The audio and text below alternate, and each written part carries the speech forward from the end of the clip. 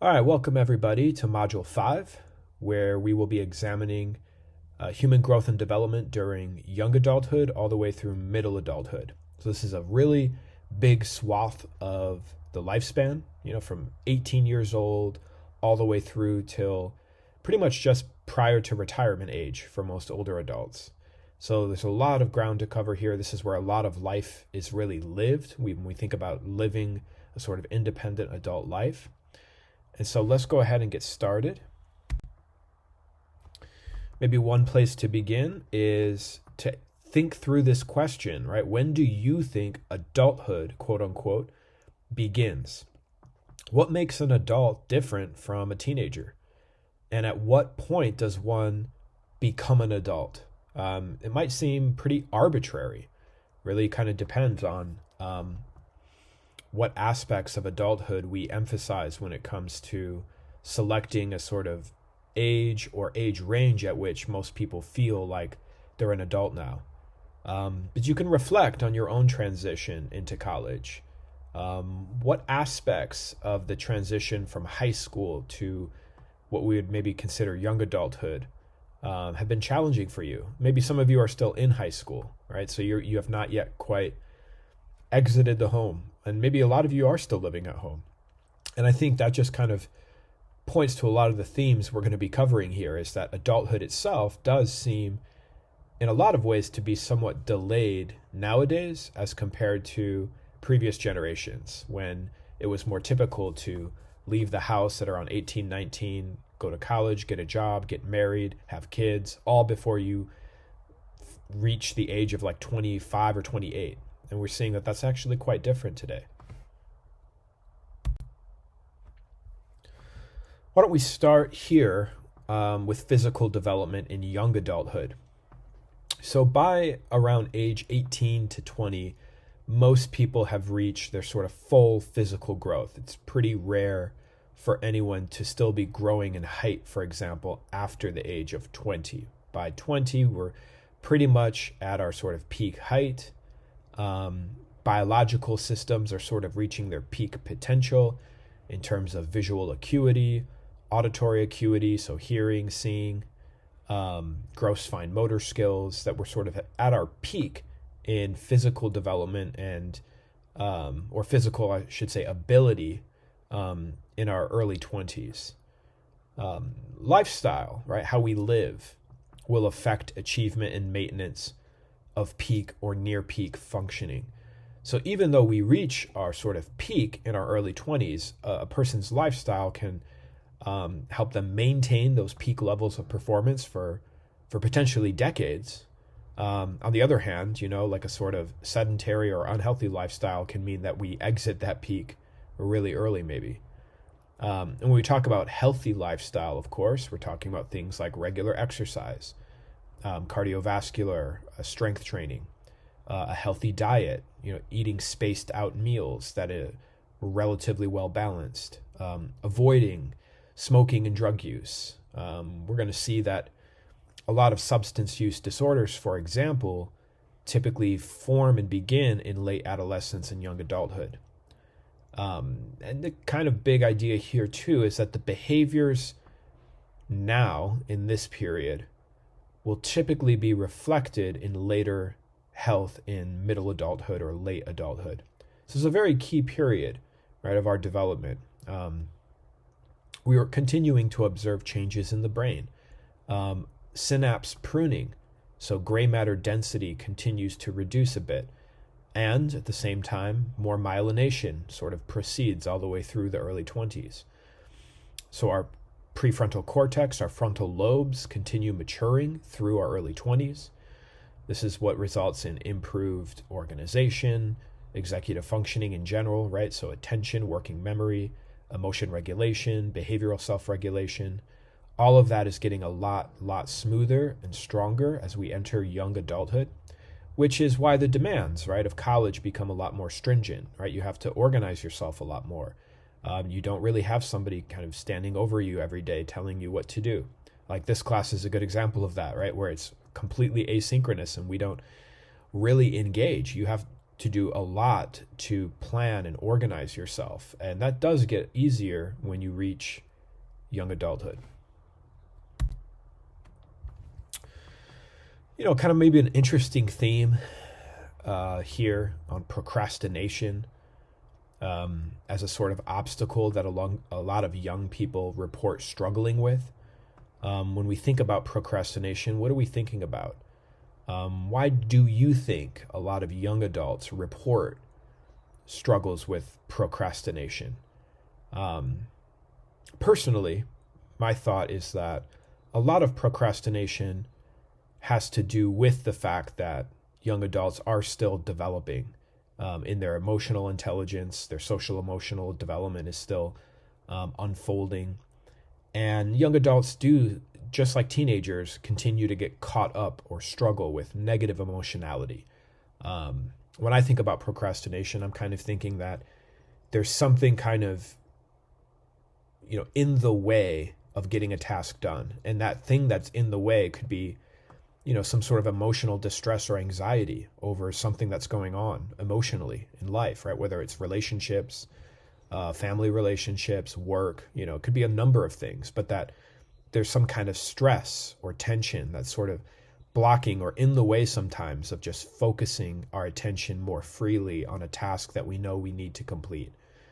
And so procrastination might point toward there being something more important going on than completing this task right now. Like, there could be a problem that I'm struggling with emotionally that's just kind of like more salient and more important to me than completing this discussion post, for example, right? And so I procrastinate. I keep pushing it off because there's something kind of eating away or something I'm chewing on that's making it hard for me to really just devote my attention to this thing.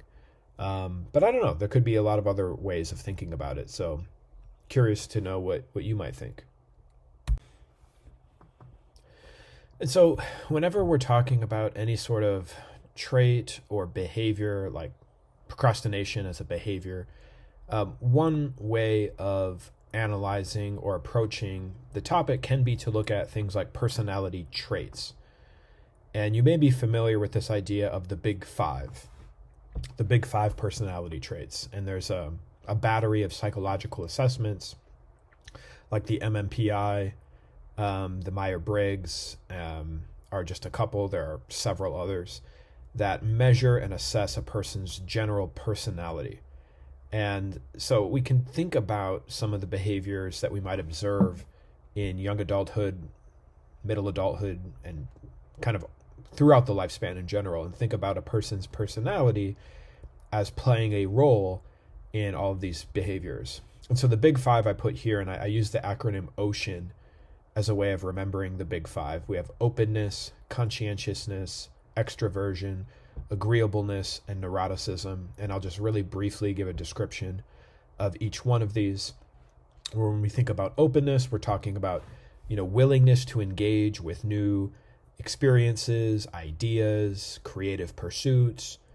Individuals who are really high in openness tend to be more imaginative, curious, open-minded, while those low in this trait may prefer routine and familiarity. And so understand that we all exist somewhere on the spectrum of low to high across all of these different personality traits.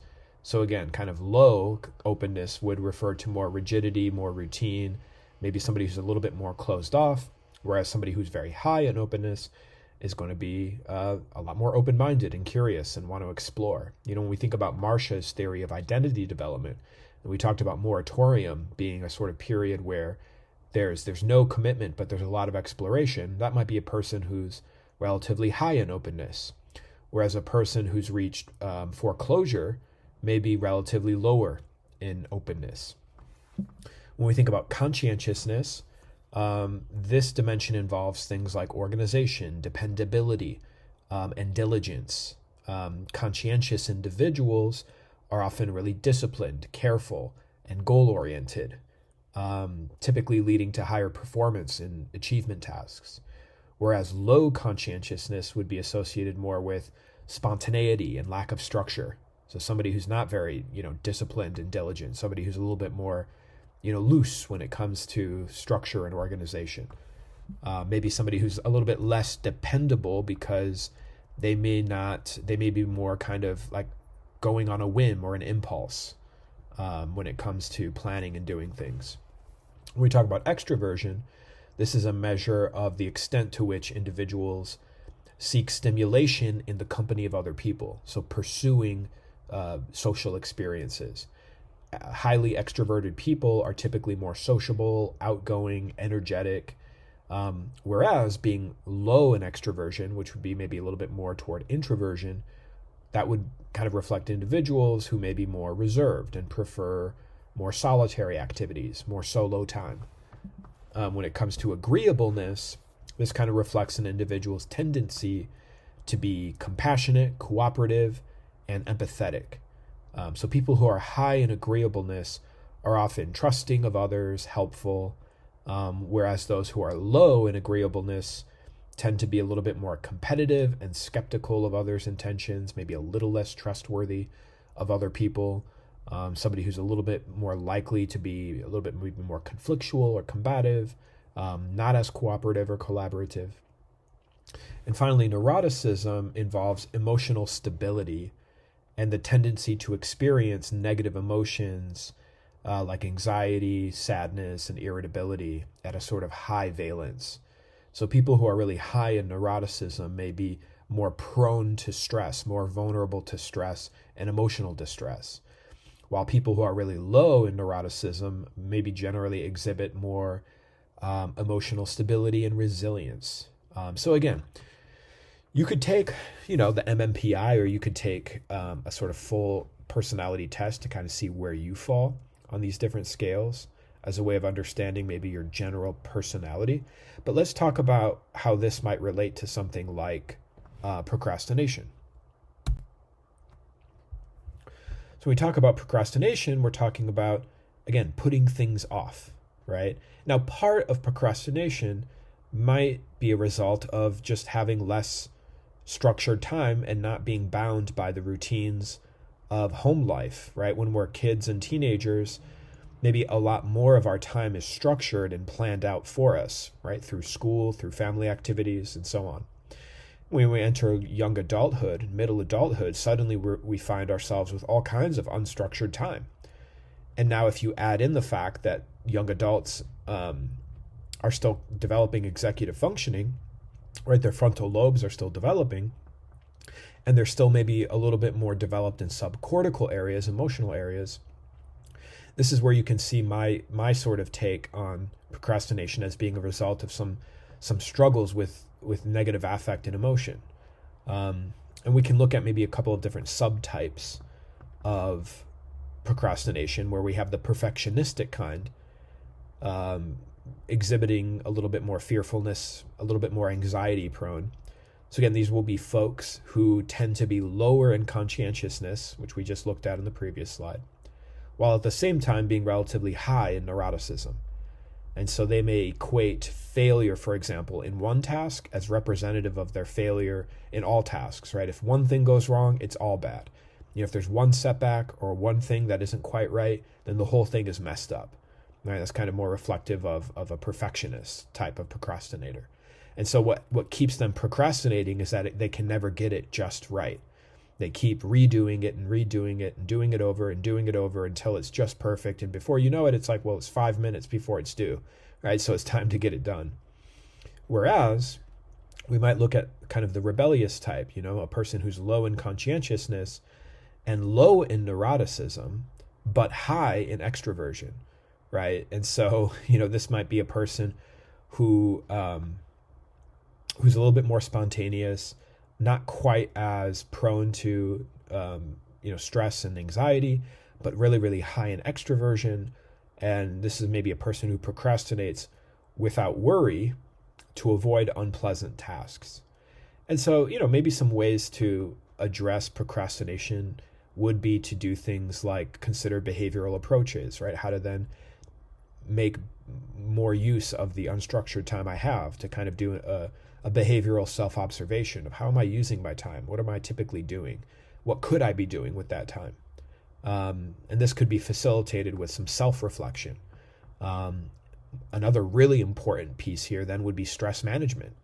Teaching people how to cope effectively with negative affect, how to bounce back, how to identify resources and assets that they can use to mitigate some of that higher neuroticism.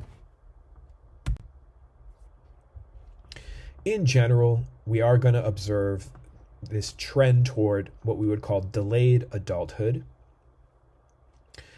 And for this reason, we're going to look at some charts and things to kind of talk about this, but because we have observed historically a kind of later and later onset of adulthood, some psychologists have suggested labeling the period of 18 to 29 as quote-unquote emerging adulthood.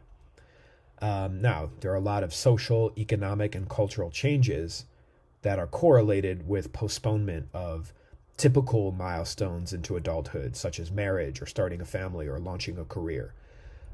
These social, economic, and cultural changes might make marriage early in life less important or relevant. Starting a family, right? These are milestones that might not be as relevant today for people as they were 40 or 50 years ago. Launching a career, on the other hand, we might consider as a sort of important milestone when it comes to entering adulthood.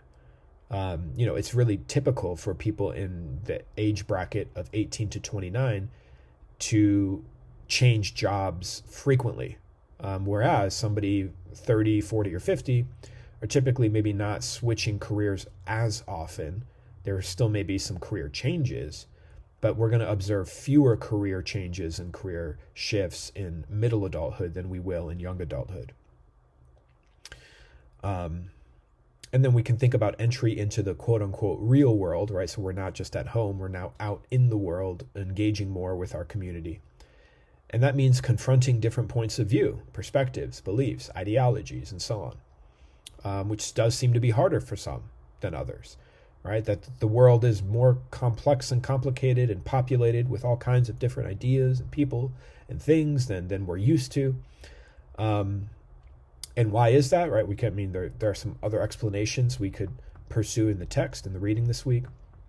We have this idea of minority stress, which means kind of moving into a more diverse world and experiencing a lot of difficulties associated with forming a sort of minority identity when you don't conform or you don't align with the more dominant culture, how that can create a good deal of stress.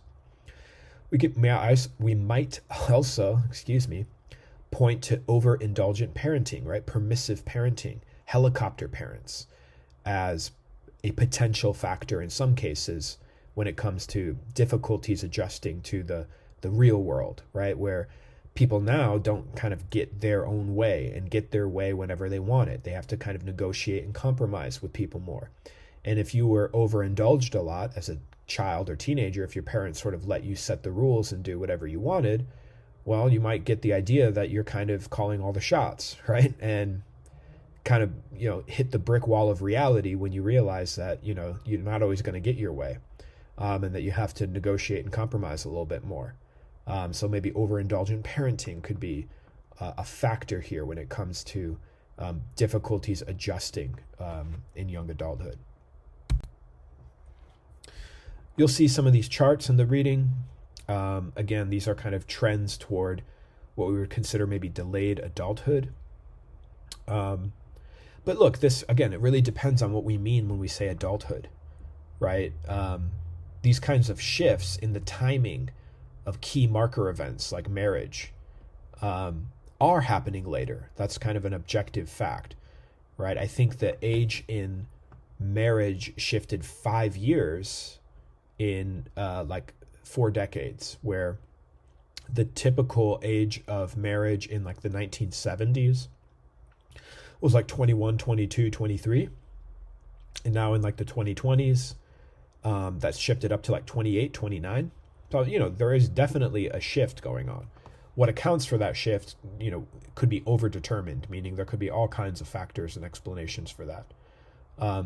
But these shifts have certainly occurred, especially in what we consider Western societies, the US, Canada, Western Europe, Australia, and so on.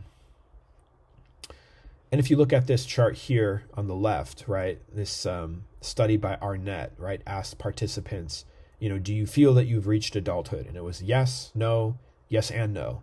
And that respondents, right, indicated in this study that the two most important qualifications for adulthood are, first, accepting responsibility for the consequences of one's actions, and two, making independent decisions.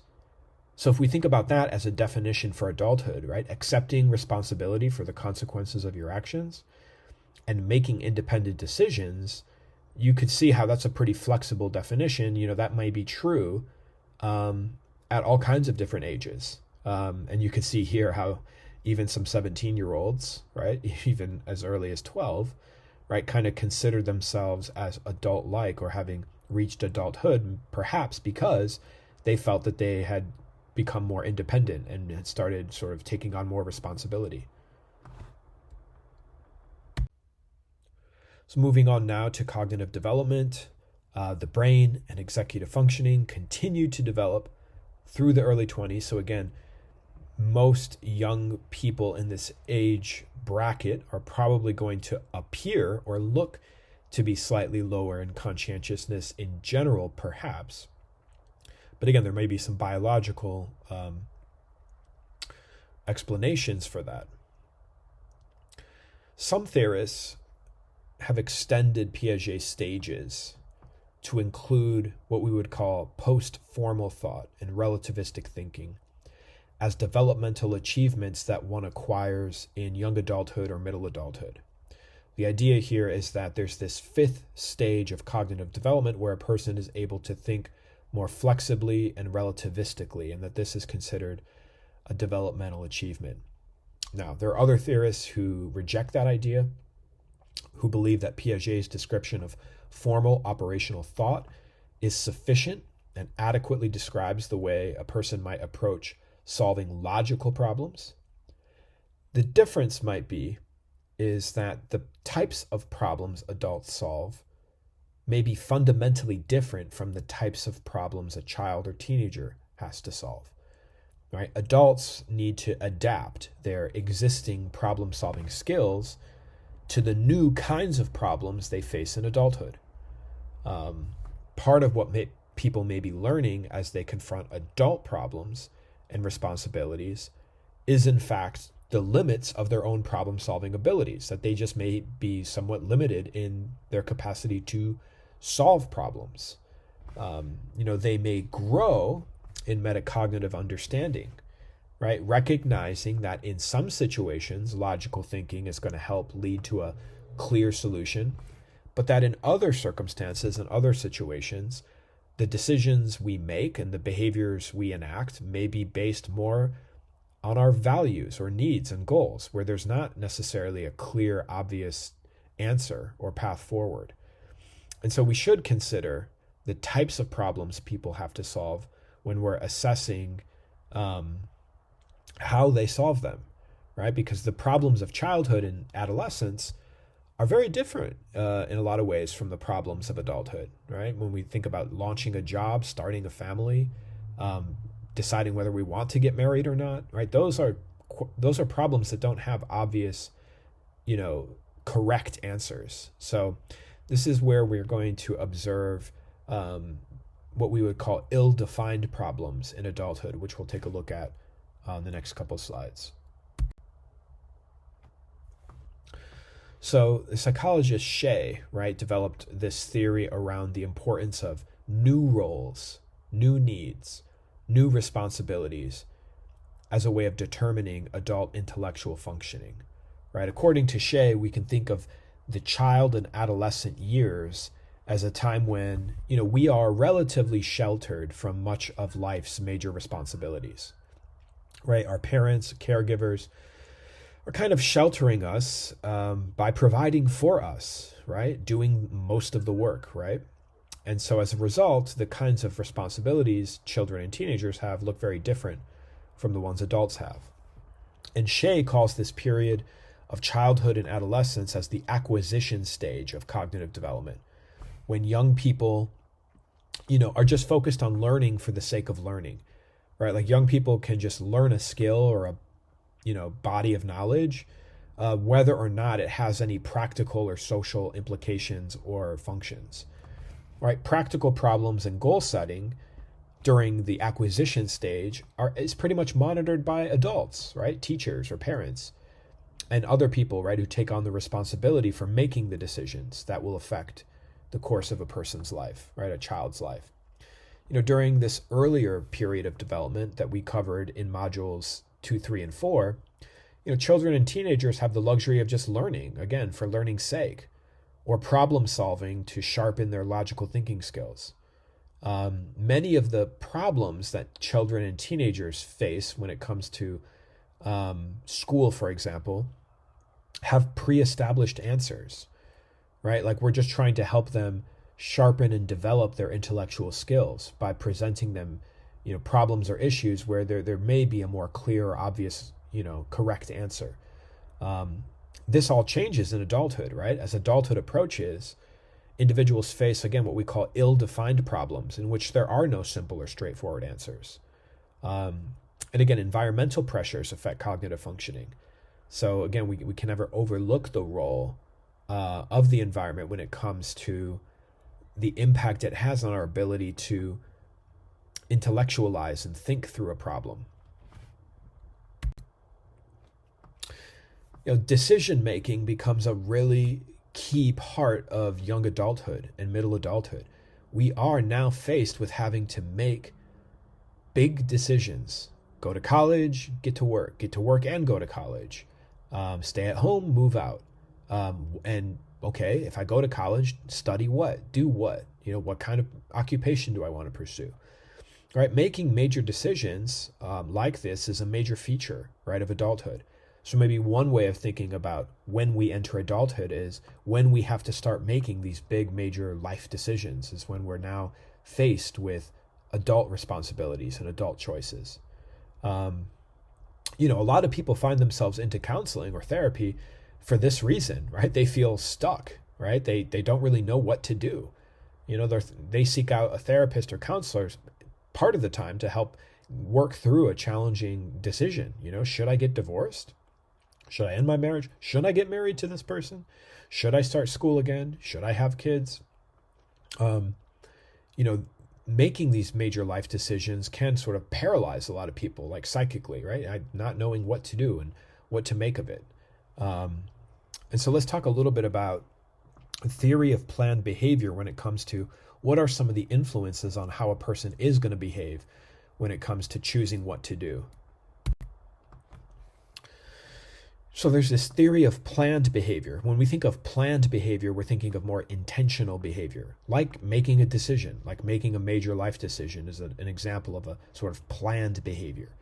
And the idea here is that there are three components to planned behavior, right? The attitude toward that behavior.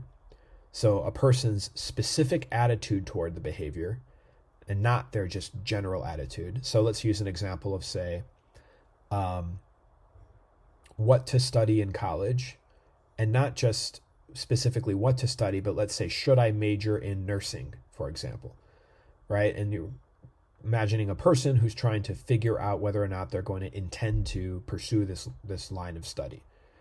Well, will they do it or not? Will they major in nursing or not? Well, the theory here is that if we know these three components, we might be able to reasonably predict whether or not they're going to go through with that. Right? And again, starting with their attitude toward the behavior. What is their specific attitude toward majoring in nursing? Positive, right? Favorable, wishy-washy, ambivalent, right? So if we know what a person's attitude is toward whatever the behavior or object is, we're going to get a pretty good sense of whether or not they're going to intend to follow through with that. Secondly, we look at subjective norms, right? People's beliefs about how other people they care about will view the behavior in question. So if I major in nursing, what will my parents think? What will my friends think? What will the important people in my life think if I major in nursing? Right? So we also consider, to some extent, whether or not this behavior or decision will be validated or affirmed or appreciated by other people. Finally, we look at perceived behavioral control. the ease with which people believe they can perform the behavior. Do I think I have the competence and skill and capability of majoring in nursing and doing it and completing it? Do I think I have it in me? Do I have what it takes to execute and do what I need to do to pursue this kind of behavior? And so we look at all three of these components as sort of underlying a person's, what we could say maybe is behavioral intention, whether they intend to do the behavior. And if they do, right, intend to do the behavior, then of course the expectation is that they're going to give it a shot. And so this is sort of what we're looking at. This is a little bit more from social psychology, but what we're looking at when it comes to planning out what we do and how we do it, and understanding some of the different ingredients or components that go into our various intentions. So again, we said that there are some people who are advocating for this fifth stage of Piaget, right? Post-formal thought. What does that mean exactly, right? Post-formal thought is what we would consider relativistic thinking. In other words, there are several truth systems that exist that describe reality, and that can describe even the same event, and they all appear to be logically equivalent. So in other words, when it comes to describing or analyzing a situation, there may be a number of ways of describing and analyzing it, and any one of those ways may be true. So what is considered right or true depends primarily on, our goals, our concerns, and our circumstances.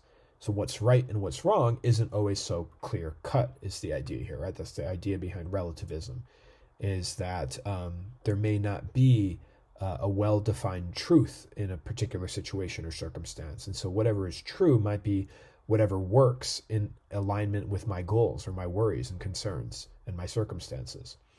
So this is a bit controversial and a bit triggering for some people, right? Who really get triggered by the idea of relativistic thinking, right? That we're denying that there's an objective reality or an objective truth, which a lot of relativistic philosophers and theorists sort of reject, right? They're not saying, well, just because I'm saying there's no, sort of objective truth in all situations doesn't mean that I'm saying that none exist. We're just saying simply that there are a lot of different pathways that can lead to what's right or what's wrong or what's true or what's false. And it's hard to say sometimes which one is the correct one. So this is a pretty popular parable of, the importance of different perspectives, or perhaps another way of putting that is the limitation of individual perspectives, which is, there's this parable of, there are several blind men, blindfolded or blind men, and each is investigating a different part of the elephant. And because they're blindfolded, or they cannot actually see and observe directly with their eyes or vision what they're investigating, they're kind of using other senses to kind of figure out what's going on. Each one of them kind of arrives at a different conclusion about what this object is, right? So like if they're kind of, one is investigating the tusks, right, and is saying, oh, it's kind of pointy and sharp at the end and kind of smooth, maybe it's a spear, right? And another is kind of looking at the trunk and notices that it's kind of long, and maybe it's a snake, right? And one with the kind of investigating the leg, and it's kind of big and round, maybe it's a tree, and so on, right? And I think hopefully you can kind of get the idea here, right? Which is, kind of getting at the subjectivity of experience, right? That each person's perception is shaped, right, in part by their unique interaction with that object, right, with their environment. That each perspective holds what we would say is like a partial truth, right? That it's true in that particular context. But this kind of points us to the importance of holistic thinking, right? Kind of taking all the different perspectives together to get a more holistic understanding of what we're investigating or what we're looking at. Kind of a general recognition of the awareness, the complexity of life and reality. That, again, looking at one single truth as sort of the objective truth can be limited to the extent that there could be a number, right, again, of perspectives or viewpoints that could accurately also describe what this whole piece, what this whole reality really is. And so let that maybe be a kind of metaphor that you take with you when we're talking through the rest of the section here. So using a lot of Piaget's ideas, the psychologist who worked at Harvard named William Perry proposed this sort of stage-based theory that depicts an intellectual and ethical growth throughout young adulthood, throughout college. He focuses on, the cognitive and moral development of college students. So we should keep that in mind, right? He's talking about a particular population at a particular time. And he conducted a series of studies and experiments with college students, kind of a mixture of male and female college students. But, again, we're kind of looking at a specific population that's not necessarily representative of the general population, right? Because his sample included students from Harvard and Radcliffe. So this was back at a time when Harvard was not yet co-ed, right? And Radcliffe College was the sort of like female Harvard equivalent school. And he, had a sample of students from this population, and he was kind of examining how their points of view and perspectives and worldviews evolved over the course of their college years. And so for him, rather than viewing the differences in thought and worldview as just reflections of people's personalities, he believed that these changes and that this thinking in young adulthood actually might be a result of a developmental sequence. So it's not really about personality per se. It's more that throughout the college years, as we get exposed to new ideas and our thinking sharpens and we're exposed to different perspectives, we begin to move away from what he described as dualistic thinking, a sort of black and white kind of thinking, to being able to hold and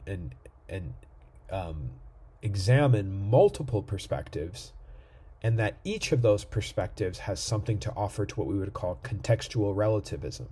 Again, kind of going back to the elephant, right? That each of the parts has something to do with the overall whole, right? And that this ability to think in a more complex, nuanced, relativistic way evolves slowly, right, during this period of young adulthood. And so another model, Kitchener's model, is similar to Perry's in that Kitchener and colleagues wanted to track the development of reflective judgment and thinking based on the presentation of different ill-structured or ill-defined problems. And so the focus here in Kitchener's model is on this idea of reflective judgment. How do people analyze elements of a problem, and how do they justify their problem solving? So Kitchener presented individuals in this study with, a pretty standard set of different problems from the social and physical sciences, and then questioned them about the reasoning they used in coming to conclusions about the problems. So in the early stages of Kitchener's model, right, stages 1 through 3, people and beliefs are characterized more by the existence of certainty, right, and the use of personal justification. Well, this is just the way it is, or that's just how it is. Or they relied more on authority, right, appeals to authority for guidance. So rather than kind of thinking about it individually or personally, there was a kind of deference to authority when it came to justifying their conclusions. So individuals in these early stages tended to use, more personal observation as evidence of the rightness of their judgments. Well, that's just what I see. That's just how it is. Then, as individuals kind of move into the middle stages, they perceive knowledge as more uncertain. So there's more kind of open-mindedness or more questioning, a little bit more skepticism maybe. And then those who are kind of in the later stages resemble what Perry saw with the more contextual relativism, in that, their judgments were based more on a set of rules or logic that were combined with their own personal reflection. And so for Kitchener, right, these different stages can kind of be summarized on the basis of these 3 dimensions, right? How certain are you that you know the truth? What is your certainty of knowledge? the processes that are used to acquire knowledge. So how do you go about gathering information and data? And then the kind of evidence used to justify those judgments. And so we look here at sort of the difference between the supremacy of personal opinion and what we might call the vibes, which are more characteristic of primitive reasoning, more kind of like underdeveloped reasoning, with integrating your personal opinions with actual facts and actual evidence. And, this is, I would say, very important today, right? As all kinds of things go viral, all kinds of news stories or breaking news or this or that, starts to spread. And people just kind of take for granted that a lot of this information is true or accurate or real. And, so I think these models are actually probably more relevant today than maybe at the time that they were, published. Maybe they were just as relevant. But it seems like in this sort of media environment we're in today, that it's really important to reflect on how we gather information, how we use information to inform our own judgments and opinions, and then how we square our personal opinions with the facts as they are. Okay, so now we're going to move into social emotional development in young adulthood, middle adulthood. And we can maybe start, again, with some discussion questions to kind of get you thinking a little bit. When you think about what it means to live a happy, well-adjusted life as an adult, what do you think that includes? What associations come to mind for you?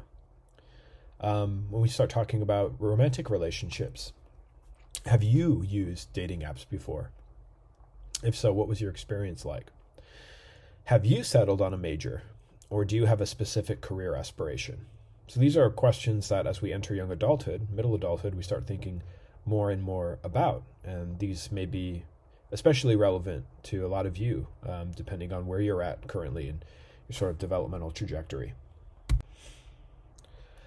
So when we start thinking about what does this mean, to live a happy, well-adjusted life, we can turn back to some of the psychoanalytic thinkers that we started with. For Freud, love, Leben, and work, or Beighton, are two important themes when it comes to living well in life. Love relationships, having connections with others, and then getting involved in work that seems meaningful and important. Those are two important dimensions. For Erik Erikson, intimacy, kind of closeness and connection with others, and then generativity, which is kind of producing, doing some meaningful work, something that feels satisfying in middle adulthood, become particularly relevant. There are kind of similar focus in recent concepts of mental health, right? When we think about wellness, right? And this is a big kind of explosion right now with wellness coordinators, right, in different schools and work sites. And there's a real big emphasis on having close relationships and feeling competent and productive, exercising, doing spiritual sort of work, that all of that's kind of an important part of living well.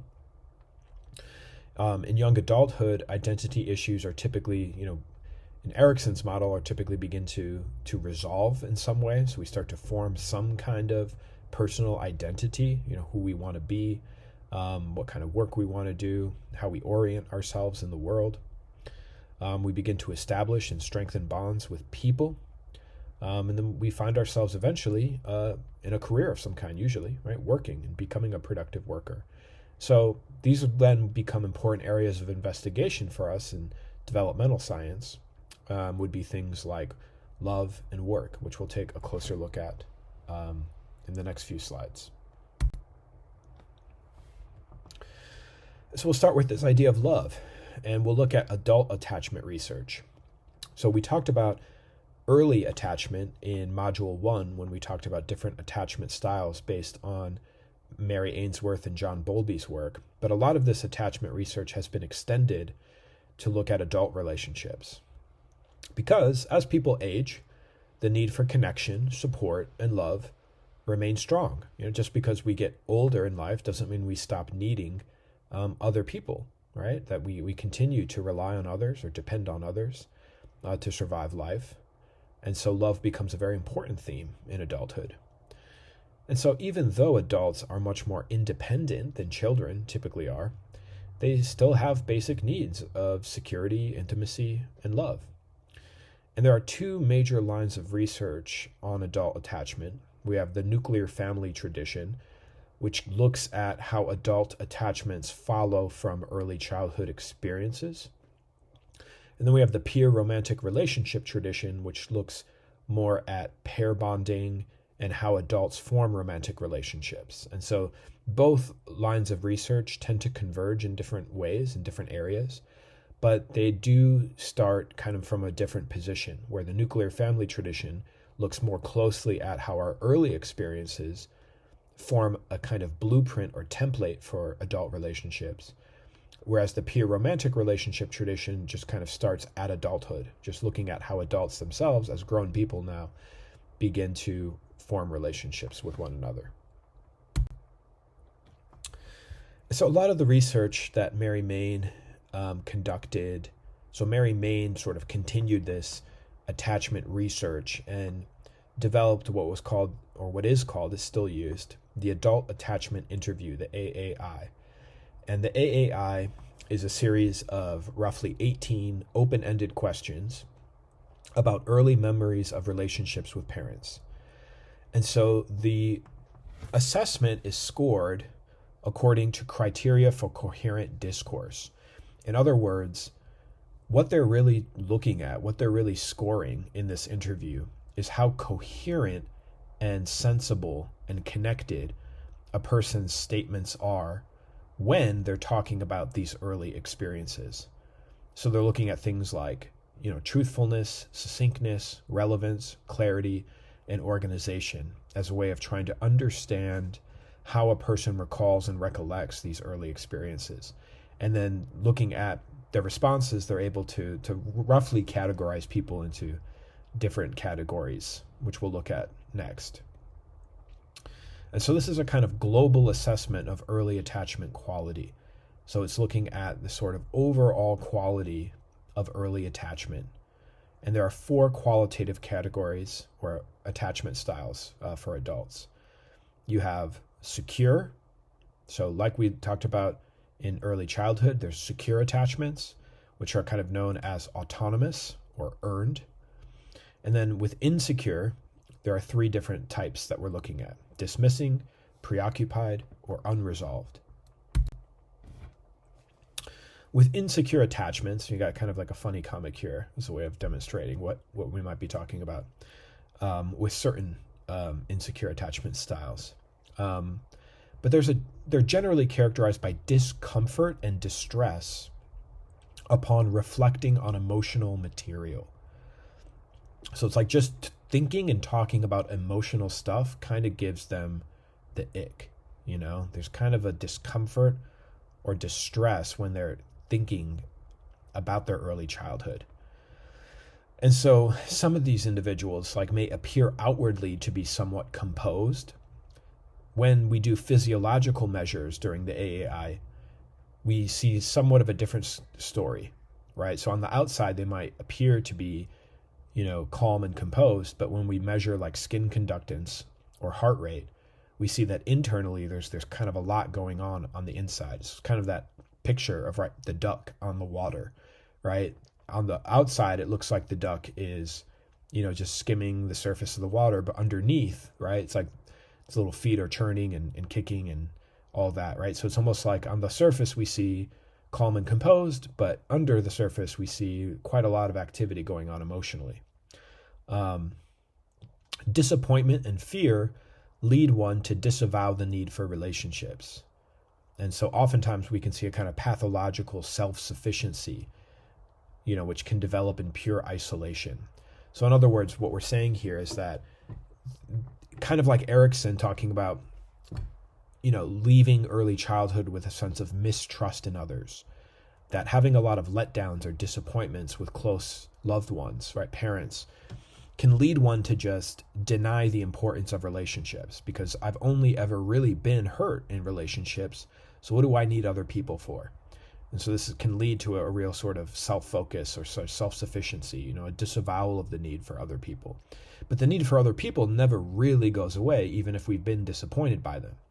And so, it just kind of reflects, again, a sort of a past characterized by a lot of hurt and disappointment, which can lead to fear in general of getting close to others.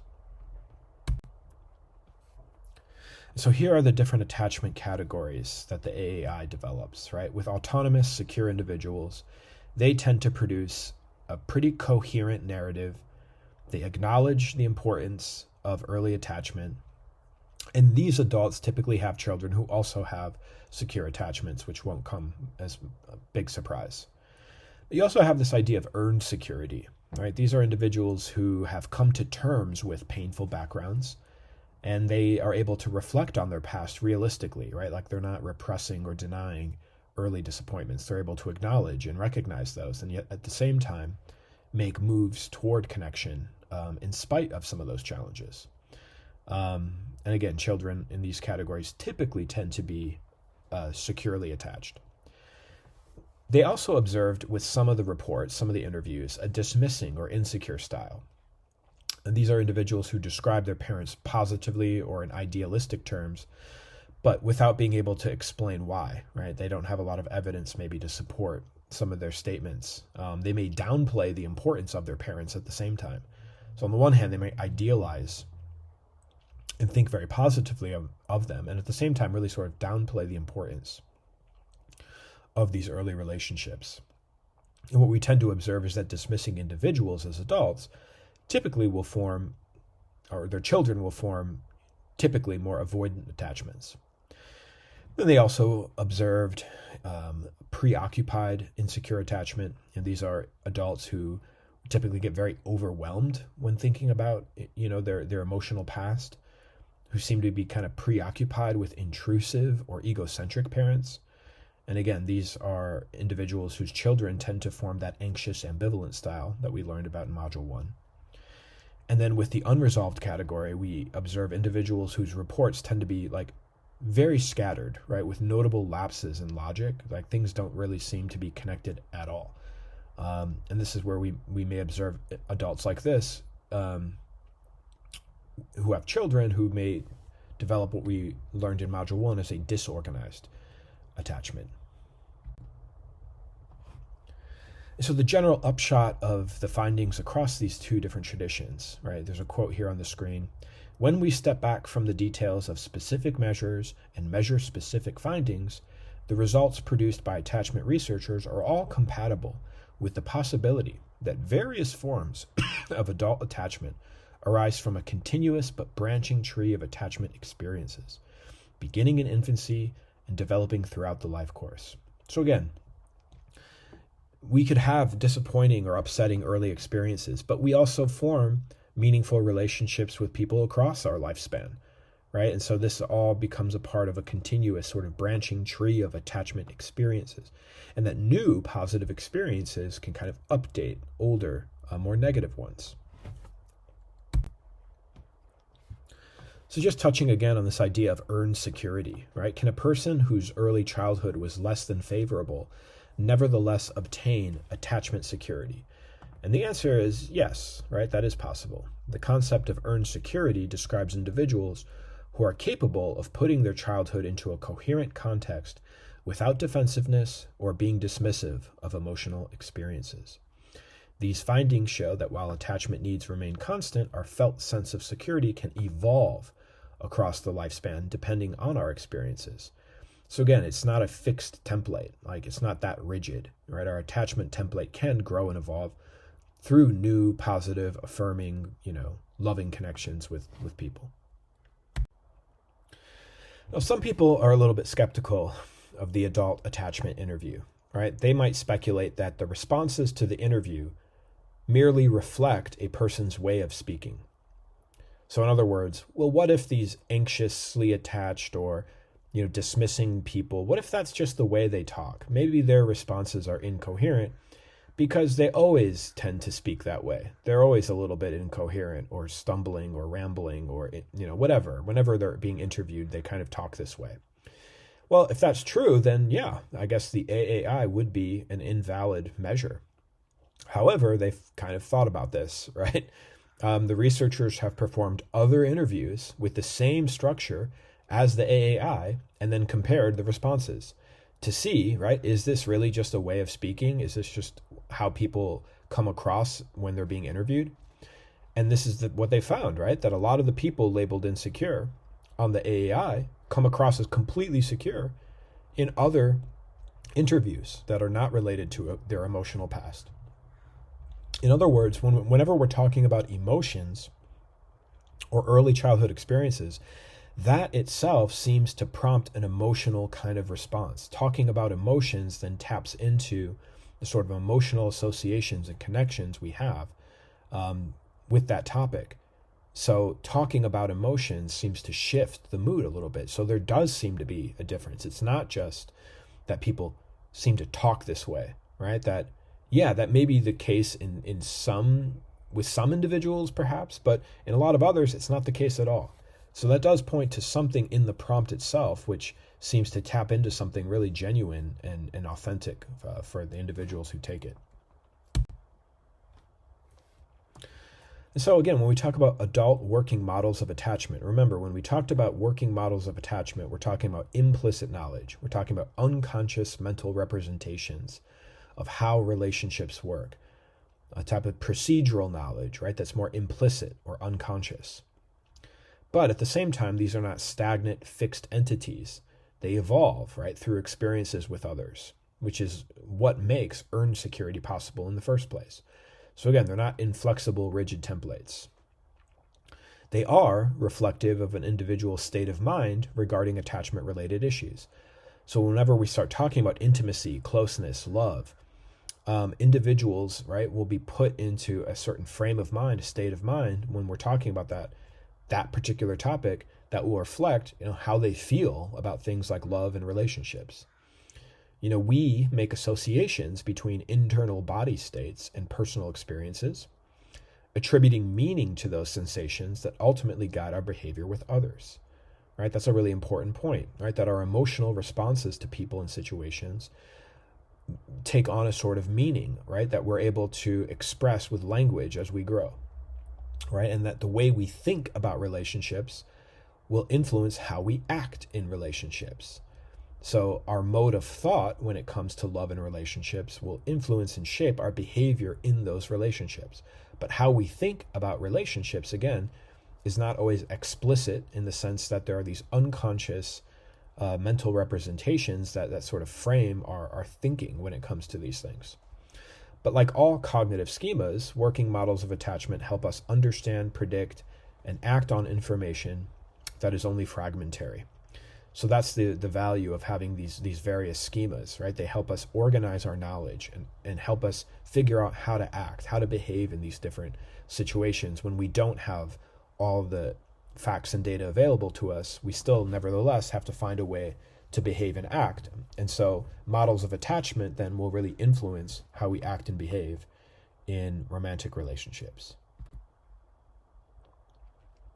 But, adult relations are different.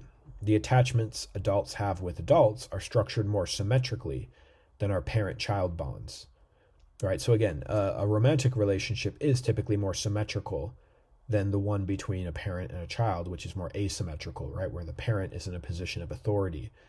Whereas in a lot of adult relationships, at least ideally, or most of the time, we're on somewhat of a more level playing field. Adults rely more than children do on felt security than on the actual physical presence of the attachment figure. In other words, kids, right, children really depend on that physical closeness and proximity to parents. Whereas for adults, it's that sense of felt security, just feeling secure. I don't need you to be around 24/7. I feel the security in our relationship. I don't need you to be in close proximity to me 24/7. Adult attachments typically involve a sexual partner or peer rather than a parent figure. So even with that caveat in mind, our choice of romantic partners and friends often does relate to the quality of our relationships with our parents. So there still is perhaps this thread from childhood up through adulthood, right? That our choice of partner, the choice of people that we find ourselves romantically linked with, may in really significant ways reflect, right, aspects of our parents, right? And that is something that has been corroborated by a lot of different research in adult relationships. So in middle childhood, right, children begin seeking more proximity to peers and friends, attachment needs are then transferred to peers. So there's this move, right, from parents to peers that paves the way for adult attachment behaviors. So this is kind of like moving away from parents, more toward peers, and this move toward our peers is sort of the precursor then to adult romantic relationships or adult relationships with friends. And you can kind of see the developmental path that we're talking about here, where in early childhood, infancy and early childhood, parents play a much stronger, more preponderant role than they do in late childhood, early adolescence, and adulthood, where peers start to take on a more important role in attachment security. So now let's take a look at the effects on pair bonding when we're talking about adult attachment, right? When it comes to partner selection, we often see that secure individuals often pair with other secure partners. Anxious and avoidant individuals do seem to tend to pair up, where anxious and avoidant pairs are somewhat less common, which is interesting, right? That the sort of anxious and avoidant types coming together to form stable relationships. And I do want to point this out, right? That this doesn't mean that these relationships are necessarily bad or that they go badly. Like an anxiously attached and avoidantly attached individual could form a very stable relationship that lasts throughout the lifespan, right? So it's not so much looking at this and saying, some are good, some are bad. We're just looking at more of the effects, the consequences. Whether they work or not is entirely case by case. Right? Whether a relationship is stable and works, it's a case-by-case sort of evaluation and analysis, okay? So let's keep that in mind. And look, the causes of these pairings is really unclear, right?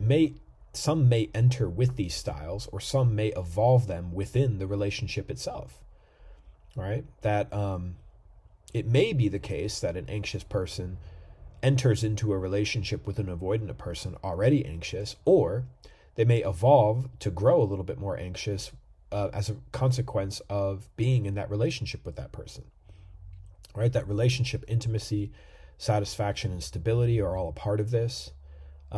Secure partners tend to be a little bit more positive, a little bit less negative. Avoidant partners tend to provide less comfort, right? Which makes sense. Avoidant partners tend to be a little bit more dismissing or neglecting in general, right? More solo. Weaker interdependence. They may not, you could say that these could be more introverted types of people maybe in general. But there's just a general lack of interdependence with avoidant partners. Less motivated to accommodate, less committed, less distress when a relationship ends, right? So avoidant partners tend to get over breakups a lot faster in general because there's a kind of felt sense of security with themselves, maybe, right? This sort of not needing other people. Whereas anxious partners tend to be a little bit more controlling and intrusive, right? This is kind of like, let me see your phone, let me go through everything in your phone to make sure that I can trust you, right? They're more likely to feel their relationship lacks trust, overly concerned with abandonment, right? So anxious partners tend to really fear being rejected or abandoned, which explains a lot of the intrusive, controlling behavior. So just a few more discussion kind of questions to think about as we're moving on to the next section of our module here. Who did you most admire growing up? Did you have any personal heroes or role models in particular? And if so, who were they? Do you have a favorite quote, motto, or saying? If so, what might that be? And what attracts you to the kind of entertainment you consume? So we're going to be talking a little bit about themes that touch on some of these questions. So these might be some good ones to stop and reflect on before moving on.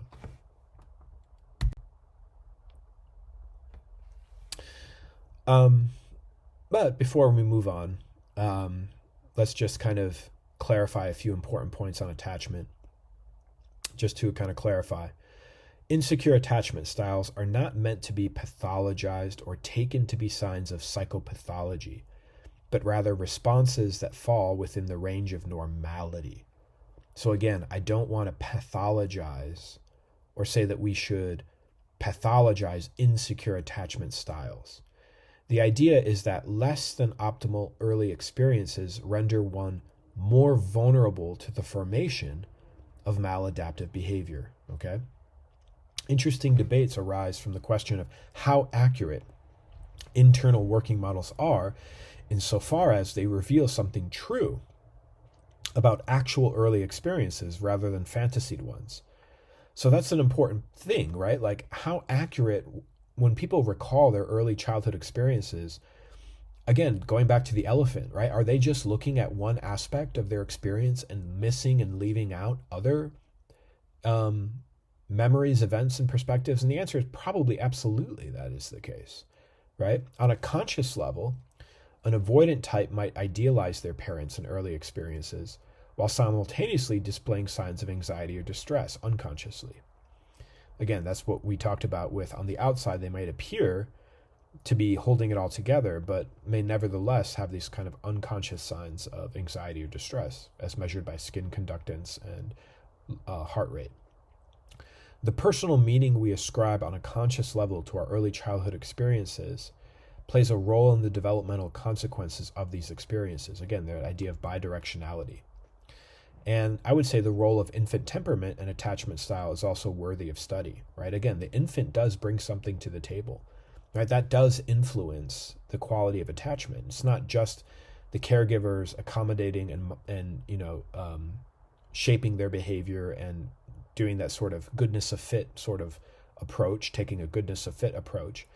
That infant temperament is always going to play a role here too, right? So again, we need to kind of hold both of those ideas in mind. Choosing a career path. So we're going to talk a little bit about work, right, as an important aspect of adulthood. Choosing a career path is a fraught endeavor for young adults, right? What should I do with my life? Holland suggests that by early adulthood, each individual has a modal personal orientation, a typical pattern of interests, and preferred style or approach to dealing with social and environmental tasks. And so the key here is to match our interests and our strengths with job demands. In what kind of job environment are more social or enterprising people likely to thrive and succeed? Interdependence of self-knowledge, self-development, and career choice. So we need to know ourselves in order to figure out like what would be an ideal context for me to thrive. This is where self-knowledge becomes really key. Self-reflection, knowing yourself, discovering your strengths and assets becomes an important point of developing yourself, right? Developing those strengths and then choosing a career that aligns with those strengths and assets. So we're trying to strike the right balance, right? A good fit between personal style and job characteristics is typically correlated with job satisfaction, performance, and stability, as well as feelings of personal well-being. So when it does line up well, right? When your personal style, your modal style lines up with the characteristics of the job you're doing, that's what we typically see as being the greatest marker of well-being. Again, this is why self-knowledge and personal exploration are important for young adults when making career choices. And then there's this idea of job crafting, which is interesting, right? A way for employees and employers to tailor one's duties and responsibilities to strike the right balance between style and work demands. So job crafting is this idea that you collaboratively work with your employer to figure out how the duties that you're being asked to do can be best executed based on your assets and strengths, right? So crafting the job to meet, to get a sort of alignment with your strengths and the demands of the work. We also have this idea of vocational self-concept, a part of one's overall identity, right? Which is comprised of a person's view of their personal or psychological characteristics, how we see ourselves, how we assess our life circumstances, such as the limits or opportunities created by economic conditions, by socioeconomic status, by family, friendship, network, community. Super views vocation as part of our overall personal development, beginning in early childhood and extending through middle adulthood. So very early in life, right, this is the through line from childhood to adulthood.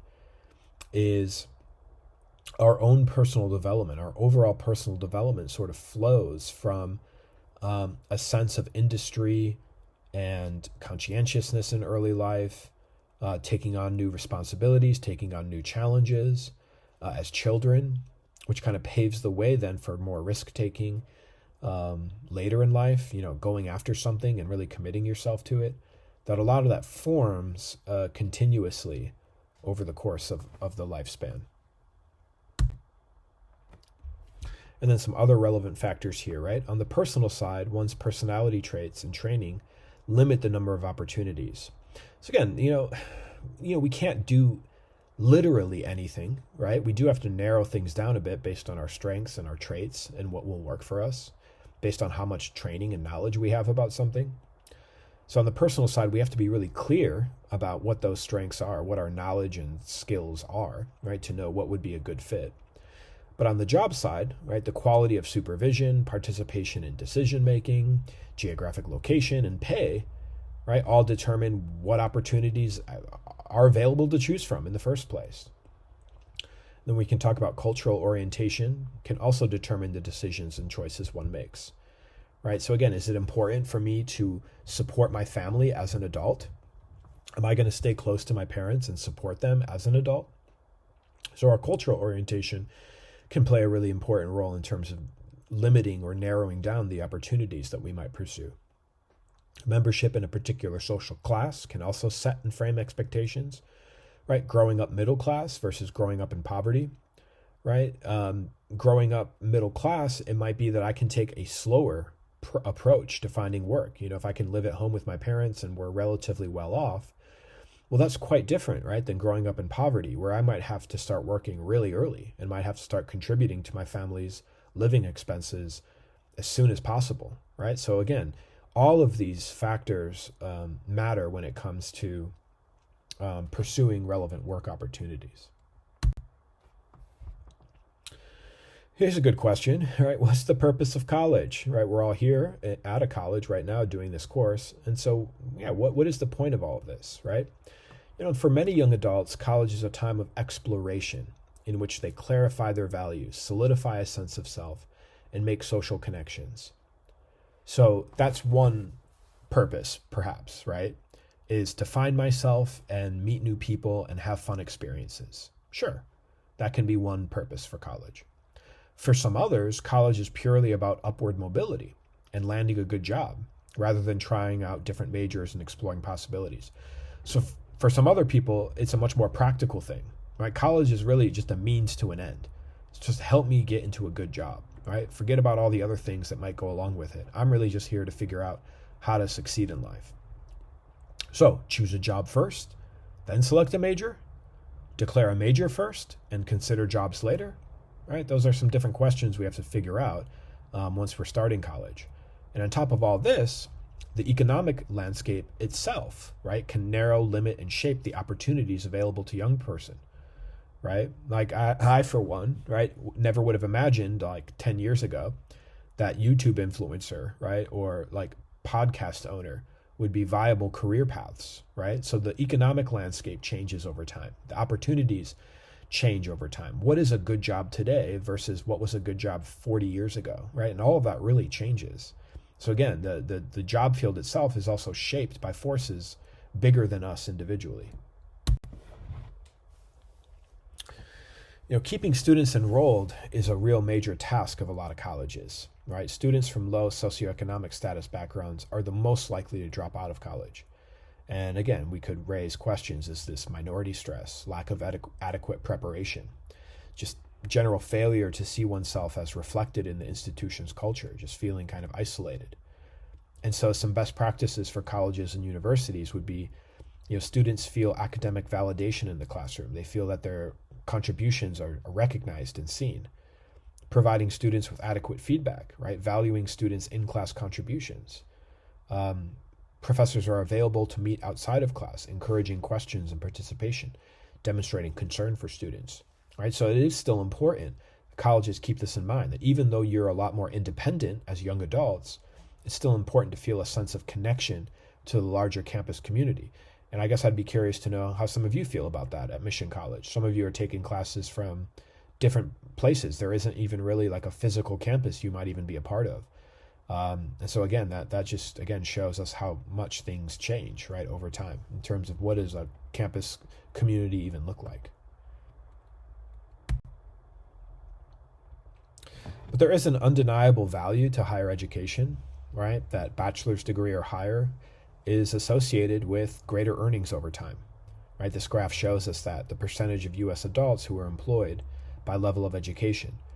So the more education you receive, the more likely you are to be employed and stay employed over time.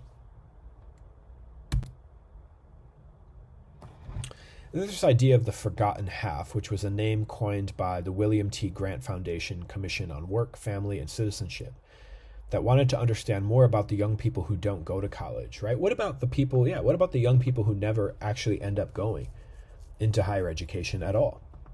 And the quote here on the screen says, "The young people who build our homes, drive our buses, repair our automobiles, fix our televisions, maintain and serve our offices, schools, and hospitals, and keep the production lines of our mills and factories moving."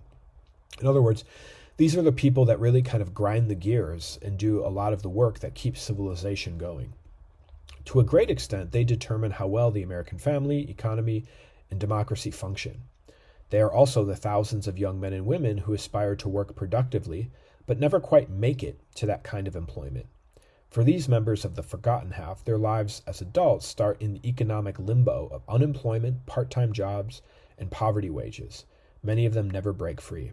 So again, this idea that this portion of the population, it's almost like a barometer of the health of the overall society, right?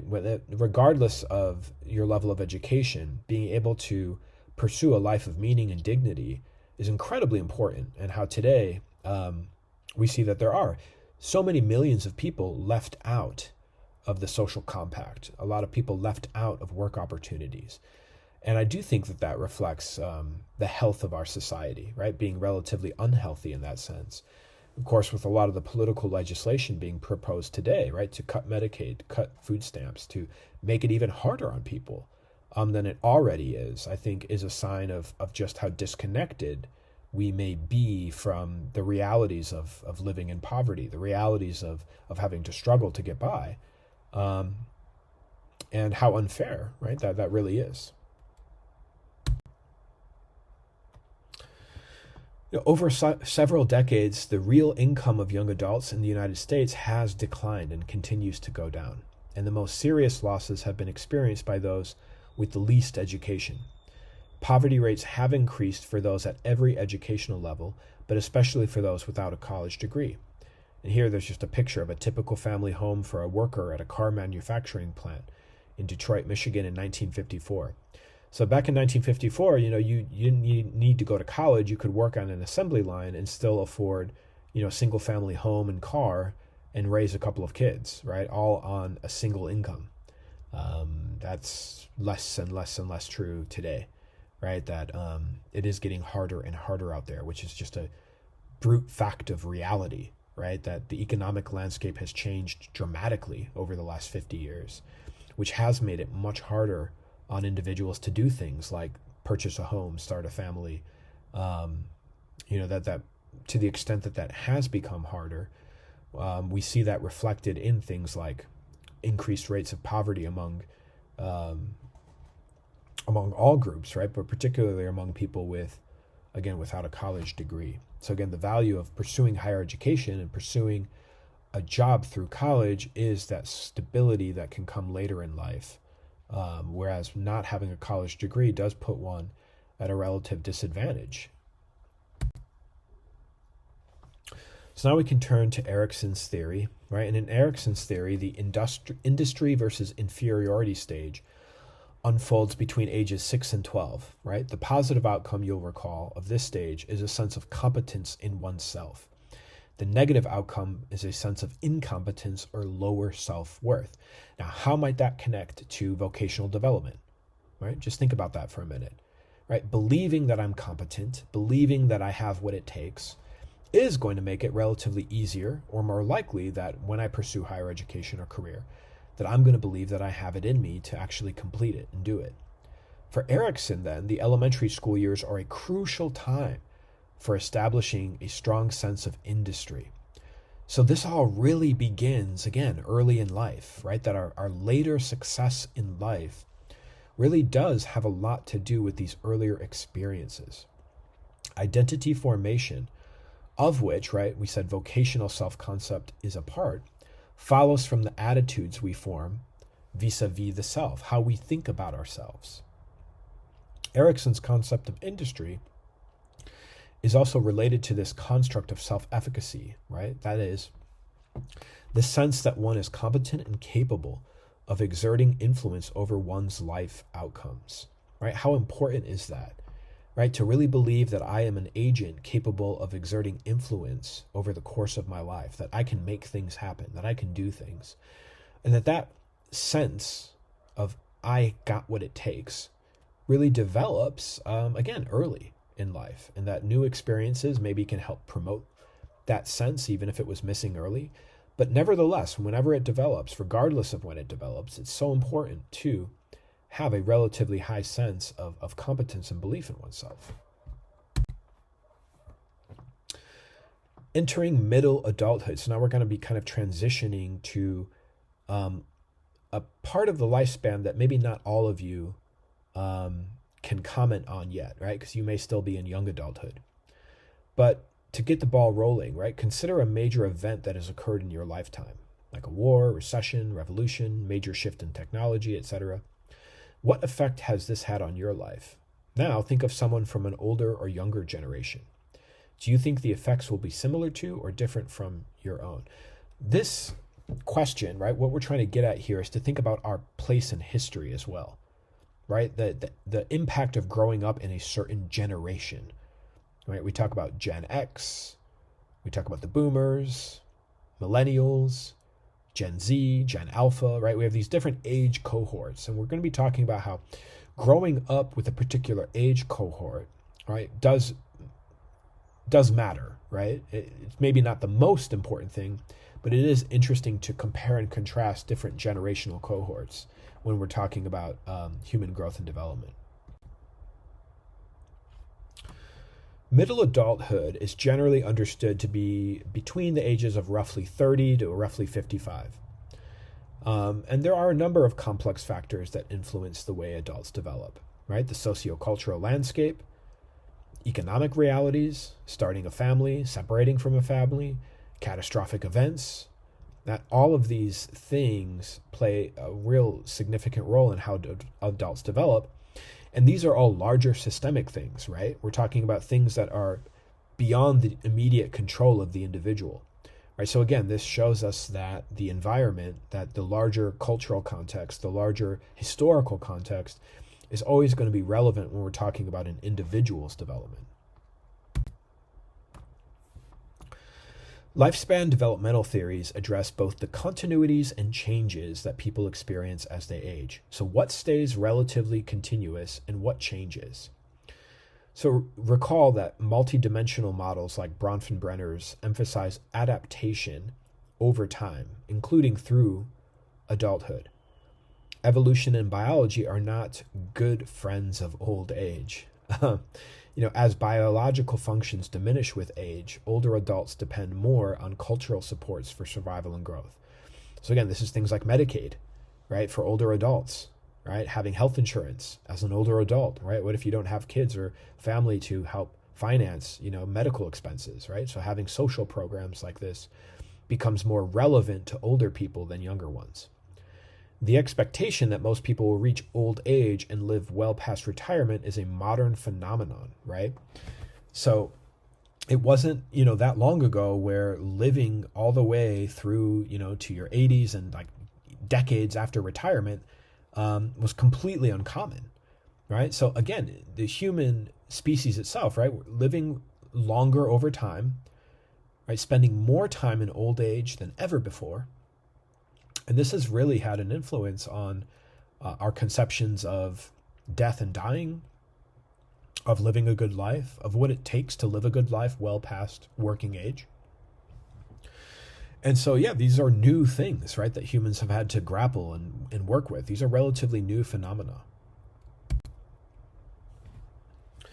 This is going to be a really important theme from now through the end of Module 6, right? Gains and losses.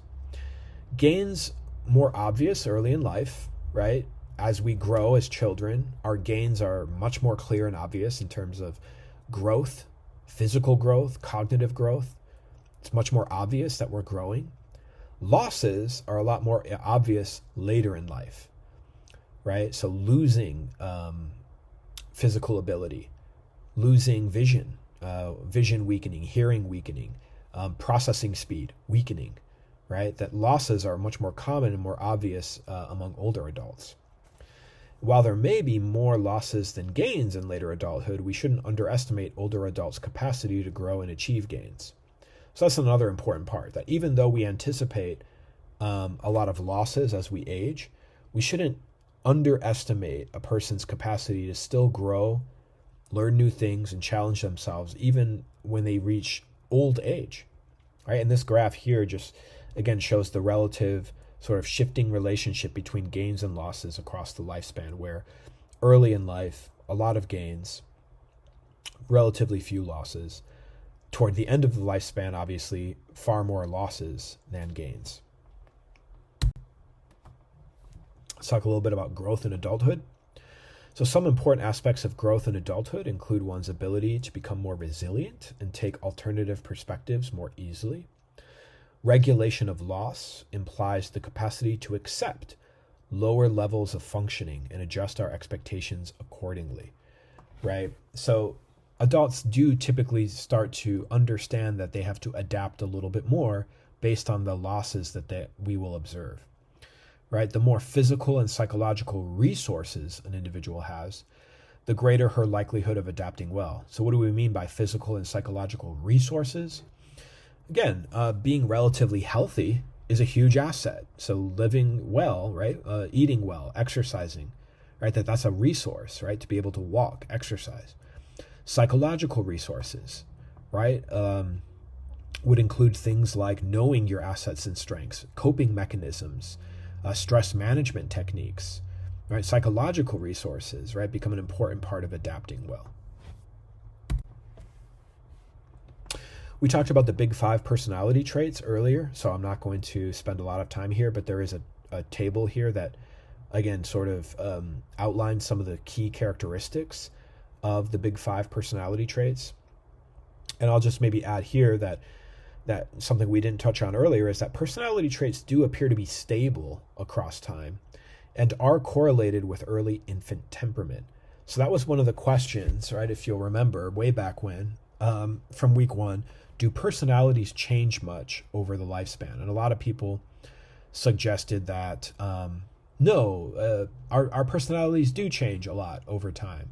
Or, a person's experiences can really change their personalities, and so on and so on and so on. Well, the truth is, a lot of the research suggests that our personality does actually appear to be relatively stable. It doesn't fluctuate quite as much as you think it does. And that our personality does often flow from our basic disposition and temperament as a person, which is genetically linked. So while I wouldn't necessarily strongly disagree or strongly agree with that statement from the questionnaire around people's personalities don't really change much or don't change at all, like, of course there's some flexibility, right? But it's actually a lot more stable than I think a lot of you might think.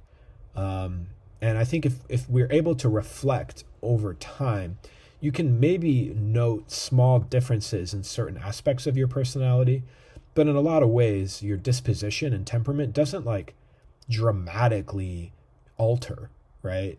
In really profound, chaotic ways, right? There is some stability to kind of our disposition and how we are and who we are. Of course, again, I'm not saying that a person can't grow in some of these traits. We're just saying that in general, what we observe is that they are quite stable. Positive changes in personality, right? As people age, they generally become more agreeable, conscientious, and less neurotic. This is the essence of social maturity. So yes, right? Personalities can evolve, personalities can change, right? As we grow, right? We can grow to some degree across these different domains, right? Can therapeutic and educational interventions promote positive changes in personality? And, the research suggests that such interventions can obviously result in positive changes, right? I can grow to be more conscientious. I can grow to be more agreeable, less neurotic. It just happens in smaller degrees, okay? It's just not as dramatic as I think some of you might think in terms of the changes that we might observe. I think you can observe small degrees of change, but here's the thing, like, let's not bash small degrees of change either, right? I'm not here to crap on small degrees of change. A lot of small degrees of change over time can actually lead to major qualitative differences. So small degrees are still good, right? Changing in small little ways over time, an accumulation of small changes can have a big net effect on a person's situation. But yeah, let's talk a little bit more about this link to infant temperament when it comes to personality. Right? Early tendencies, such as approach behaviors, like smiling and laughing, could be considered precursors to things like later extroversion. More irritability and problem soothing could be precursors to later neuroticism. So again, an infant's temperament might be a sort of precursor to what we might observe in terms of later personality. Longitudinal studies do strengthen the claim that early infant temperament plays some determinative role in adult personality. So again, I want you to really, sit with that, right? That again, when we study people across decades in these longitudinal studies that follow people across decades of their life, that we do see strong links, right? Correlations between things like temperament and personality, that those things do tend to stabilize over time. Some possible explanations, again, genes play some role in personality development because genes do play a role in infant temperament, reactivity levels, okay? Let's just think about that, right? How reactive I am is absolutely linked to things like my biological constitution as a person, right? So we should not completely look at this all as just choices people make, right? Because I think that's incorrect. That you can just choose, or your experiences can make you like this or like that. A lot of this is not in your control, okay? And that is important to recognize, right? That a lot of things are not out within a person's locus of control to change directly, okay? And I actually think that's the appropriate way to think about it, because I think it gives us actually a lot of grace and patience for people in general when we understand that. Viewed from a multidimensional perspective, personality or trait consistency will be highest if other variables, in addition to biology, provide support or scaffolding for that consistency. So, what am I going to do now? I'm not going to completely undermine what I just said, but again, right, the environmental inputs are obviously important. They help scaffold, they help provide consistency for some of these stable traits. But again, they can also nudge us in degrees that can nevertheless be really useful and important. Let's talk a little bit about sources of change. We have age-graded versus history-graded changes. What do we mean by age-graded? Age-graded changes refer to those changes that occur as a result of aging itself, such as the physical changes most people experience as they get older. We call those age-graded changes, changes that come from aging. Age-graded changes would be things like physical changes, cognitive changes, life task changes. By age 30, we begin senescing or aging down, as opposed to adolescing, which is aging up. This age bracket is when chronic illnesses become more common. Hormonal changes contribute to things like menopause and andropause. So again, there are some biological determinants of the changes we observe. Sexual functioning. Despite declines in reproductive functioning and hormonal changes, older age does not seem to impact sexual activity as much as most people assume. I think a lot of people assume that older adults just must not really be interested in sex anymore. And some chronic health problems like obesity and poor cardiovascular health are major sources of things like erectile dysfunction. So erectile dysfunction in older men is more often the result of health problems than it is just getting older and losing interest in sex. So that's an interesting thing to note. Living in a culture that prizes unrealistic or unattainable beauty standards can make the process of aging more stressful for some. Weight gain is not inevitable in old age and is usually exacerbated by poor sleep and chronic stress. So again, there's just also this idea that inevitably you're just going to gain weight as you age, which is not an inevitability, actually, right? Your lifestyle is actually going to play a really big role in weight gain as you get older. Let's talk about some of the cognitive changes. We have the difference between what we call fluid versus crystallized intelligence. Fluid intelligence, right, which is also called the mechanics of intelligence. This refers to basic operational characteristics that seem to directly reflect how well the hardware of the nervous system is working. So with fluid intelligence, we're talking about things like processing speed and inhibitory mechanisms, right? The ability to focus on a task and to suppress other impulses.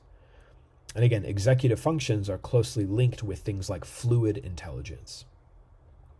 Cognitive declines in adulthood are related to decrements or decreases in fluid intelligence more than crystallized intelligence. So crystallized intelligence just refers more to the store of knowledge a person has, right? The kind of total store of knowledge you have about things. Whereas fluid intelligence, again, is more of the mechanics of processing speed, executive functioning, and so on. So again, crystallized intelligence here refers to the compilation, the total store of skills and information we have acquired throughout the course of our lives. Crystallized intelligence is less likely than fluid intelligence to show declines with age, and for some individuals can actually increase even into old age. Problem solving illustrates an important point about cognitive change. When the information an older adult has to learn is new, declines in fluid intelligence can make the task harder. When the information is familiar, older adults are usually more effective problem solvers than younger people due to crystallized intelligence. So in other words, when an older adult is trying to solve a problem that contains information that's familiar to them, even though they may have even though their fluid intelligence may be declining, the fact that they've acquired and compiled so many different skills over the course of their life, it does help them become more effective problem solvers just because of what we could call, you could call it wisdom, you could call it acquired knowledge, you could call it any of those things. But that's the difference, right? When the information that an older adult is working on is new, that's when things do tend to get a lot harder for them. When that information is related to something, again, familiar, the fact that they have more crystallized intelligence than a younger person actually makes them a more effective problem solver. All right, we're going to turn now to Erikson's model when we're talking about generativity, which is one of the central tasks of adulthood for Erikson. The negative outcome of not attaining generativity would be stagnation. Okay, so what does he mean by generativity? Right, generativity generally refers to giving one's own life purpose by producing and building for the next generation through work, community service, or child rearing. So there's a desire to want to be creative, productive, or giving in some way. And accomplishment means actually feeling that you are creative, productive, or giving. So this becomes a sort of important aspect for adults in middle adulthood. Love and work continue to be central themes as people seek stable careers, stable relationships, while trying to put their stamp on life. What will their legacy be? These are concerns more people start to have as they start seeing that they have less time ahead of them than behind them, right? That, there's this sort of existential push to want to leave a mark on life and do something meaningful or productive with one's time. At the same time, right, we have history graded changes, right, which are also referred to as cohort effects. So when we talk about a cohort, we're talking about a general age bracket. Usually popular understanding of this is a generation, right? These are the broad, sweeping historical forces that affect all members of a generation to greater or lesser degrees. And that's the important part, to greater or lesser degrees. There will certainly be massive events that affect everyone in a population, but they don't affect everyone equally or evenly. Right? We could even look back to the COVID pandemic as a very obvious case of a major event that affected everyone within the population, but not everyone within the population was impacted equally or evenly.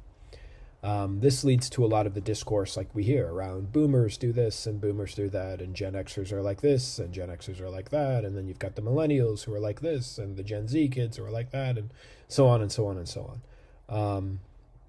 There's always maybe a kernel of truth to a lot of the things that people are talking about when they're talking about different generations. And that kernel of truth is because everyone within that generation did grow up and experience a lot of the same cultural phenomena. So there will certainly be some similarities across age groups. But again, within generations, we probably observe just as much variation as between them.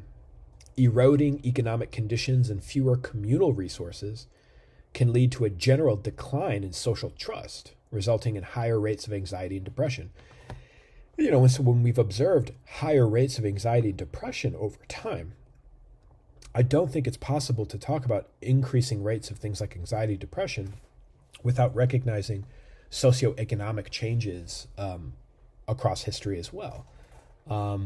That this is not just a result of individual choices or individual differences, that we're also being impacted by history itself. So money, right? Talk about money, right? Most people find or might find some truth in the phrase, money can't buy you happiness, right? And there are probably a lot of people who disagree with that, right? Say, I think money could buy me quite a lot of happiness. But it's undeniable that most adults believe that having more money or a higher income would make them happier. And in fact, there is research to support this, right? That when people receive raises in their income past a certain point, it actually is correlated with higher levels of subjective well-being. I mean, is that really so hard to believe or imagine, right? That the more money you have at your disposal, the easier life becomes. And for me, I think that's it, right? I mean, having more money means that you're stressing less about certain daily living expenses. And it's that stress of daily living expenses that can make living in poverty or living with a lower income much more stressful, and where money becomes very welcome, right? They actually did a pilot study in Stockton where they did a sort of universal basic income for residents of Stockton, California. And they did and track these people over the course of maybe a year or maybe a little less than that. I can't recall exactly. But by giving people an additional $500 to $1,000 a month, actually did have some real tangible benefits, and people did spend that money more on daily living expenses than what maybe some of the stereotypes might have suggested, right? People thought, oh, well, they'll blow that money on unimportant things or, drugs or alcohol or blah, blah, blah, blah. But in fact, what they found is people actually use that money to help them meet their monthly budgets. So money does make a difference, right? Money is important. Easterlin, right, in a study found that the percentage of people who reported being very happy remained level and even slightly declined even as per capita income and standard of living rose from the mid-1950s to the early 1990s. And at the same time, again, rates of depression and anxiety have soared over the same period. So this is what led to Myers, this scholar in 2000, coining the phrase the American paradox, which reflects, right, this paradox between our materialistic advancements, right, per capita income or income levels, general wealth has increased over the last 40 or 50 years, and yet measures of happiness, motivation, outcome don't seem to be rising at the same level. Now, we might also argue that wages have been stagnant for decades, and so you might attack this argument by saying, well, look, realistically, yeah, there might be more overall wealth, but that wealth has not been distributed evenly across social classes. And so, we still have a $7.25 minimum wage, for example, right? The federal minimum wage has not increased in 16 years, I think. So, these may be reasons to suspect that, yeah, of course we don't see lower rates of anxiety and depression because there are higher rates of income and wealth, because we might question whether there really are, like, people are really doing materially much better today than they were. Again, going back to that family in Detroit, Michigan, right? Owning a single family home and a car on a single income. We might question whether or not income and wealth have really trickled down in higher rates to the entire population. On the other hand, some research refutes Easterlin's finding and supports the claim that rising income is correlated with higher subjective well-being. This is what I was talking about on the last slide, right? That when people do receive higher wages and higher incomes, there is evidence suggesting that does boost general measures of happiness. For countries with developed economies, higher incomes were associated with greater subjective well-being only when social trust and reduced income inequality also existed. So think about that. When social trust is low and income inequality is high, i.e. the world we're living in now, i.e. the situation of the United States of America, sources of satisfaction and security, right, begin to fray. This is where social trust begins to really erode. People begin kind of questioning or doubting the value and benefit of this whole social arrangement in the first place, when they feel like they're really not getting ahead and life is only getting harder. So when income inequality is relatively lower and we have higher rates of general social trust in other people, that's when having a relatively higher income is associated with feeling better. Talk a little bit about personality and well-being. Again, could personality be a moderating variable when it comes to subjective well-being? And I think certainly, right? I think certainly personality could be a moderating variable, meaning one's personality could moderate the effects, right? Could buffer the effects of, for example, stress, right? Or anxiety or neuroticism in general. If neuroticism, for example, is correlated with preoccupation with painful affect, irritability, and hostility, it is likely those who score high on neuroticism would report lower levels of life satisfaction, right? That's what we would expect. We would expect that people that are high on neuroticism are not necessarily also saying, and yeah, I feel great, life is awesome. On the other hand, right, these things are difficult to assess. Generally speaking, personality seems to reflect, what we pay attention to the most. How we construe the things we pay attention to the most will influence our sense of subjective well-being, right? So again, it's sort of a matter of where does our attention go when it comes to assessing and evaluating how things are going? What are we focusing on? What do we pay attention to?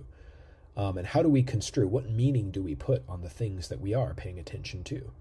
And that really doesn't have anything to do entirely with personality. So that's where we may be skeptical of the idea of personality being really strongly related to well-being. So for example, a highly neurotic person might be less sensitive to the positive rewards associated with a higher income if their expectations don't match reality. More neurotic people are also more likely to engage in social comparisons and find themselves lacking. So again, personality plays a role, but also how we think, how we evaluate, how we assess, again, how we construe things, regardless of personality traits, also plays an important role. Now, relationships and well-being.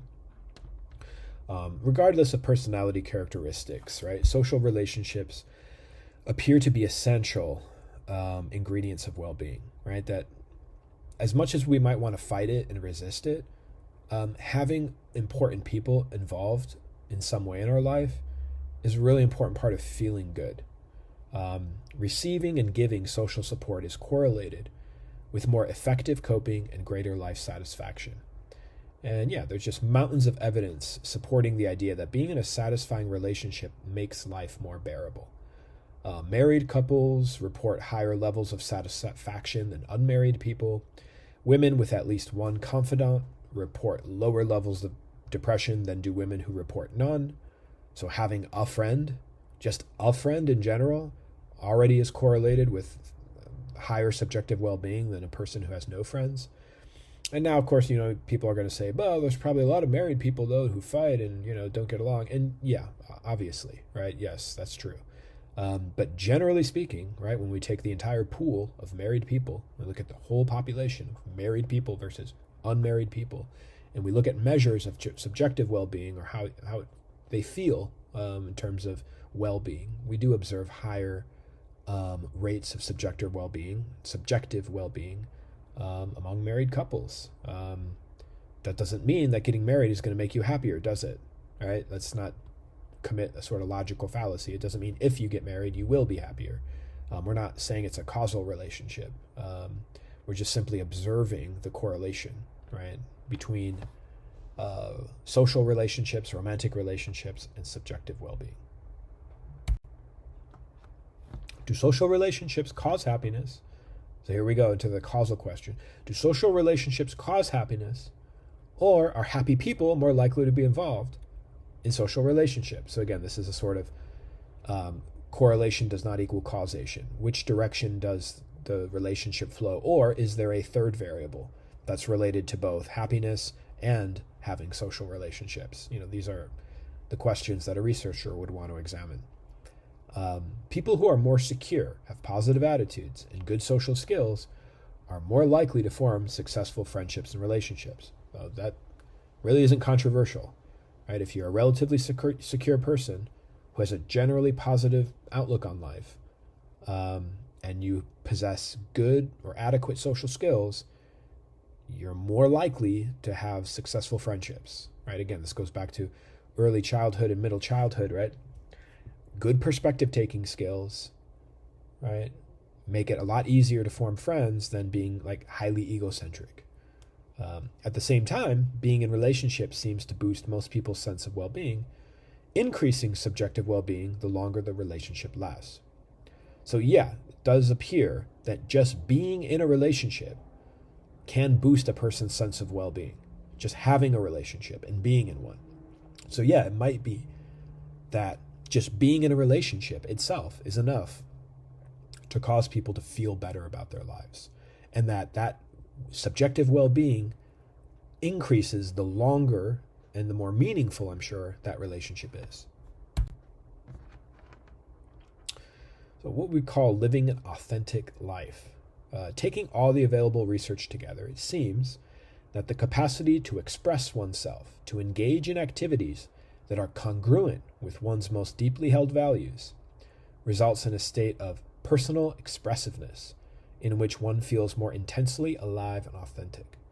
So this concept parallels what Abraham Maslow called self-actualization. So if you're familiar with Maslow's hierarchy of needs, you'll recall that self-actualization is at the top of that hierarchy, right? Which we all have this need to feel truly alive and authentic, that we're actually exercising our skills, putting them to use, feeling successful and achieving. We can maybe identify these 6 fundamental elements of psychological well-being: a sense of autonomy, personal growth, self-acceptance, life purpose, mastery, and positive relatedness. Autonomy, again, referring to this feeling that one's behaviors are self-endorsed. I'm choosing to do this because I want it, not I'm choosing to do this because they told me to, right? So autonomy refers to I'm making the decisions, when it comes to my life.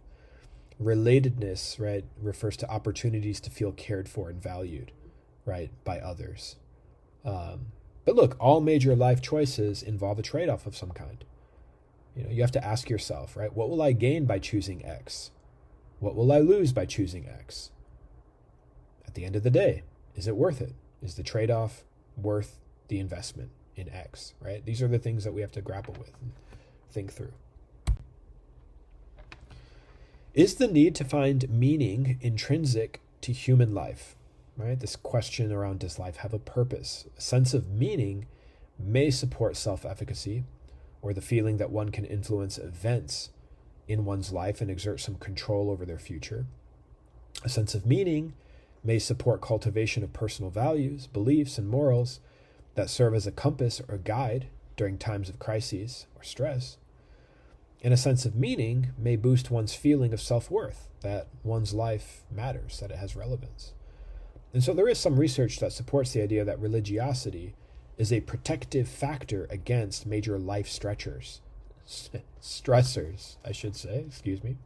such as death, divorce, job loss, and so on. So yes, it does appear that religion has this sort of, plays this sort of role of consolation maybe in life, right? That it helps take the sting a little bit out of some of the stressors associated with living. So it does seem that a religious orientation can help in that sense for some people, that they find a lot of meaning in their spirituality and religion, and that this helps make life bearable and worth living. We'll talk here about stress and coping at midlife. So resilience refers to the presence of healthy coping and adaptation in spite of challenges and risks. So resilience is a developmental achievement that grows in early childhood. And I'll say this, right? Resilience is not just a trait of certain people. It's not that there are just some exceptional people who happen to be resilient. It's that resilience is actually a very normal, ordinary process that under favorable conditions, under the right conditions, having a caring parent, having support, having resources and assets during times of stress, builds resilience in individuals. So it's more transactional. Resilience grows through environmental transactions, and it's not so much just an innate characteristic of some people. Home is where we start in life, and the quality of our early experiences does play a decisive role in how resilient we are as adults. As people age, they experience more losses, and their years are filled with more conflicting pulls on time and attention. Learning effective coping skills is really vital here.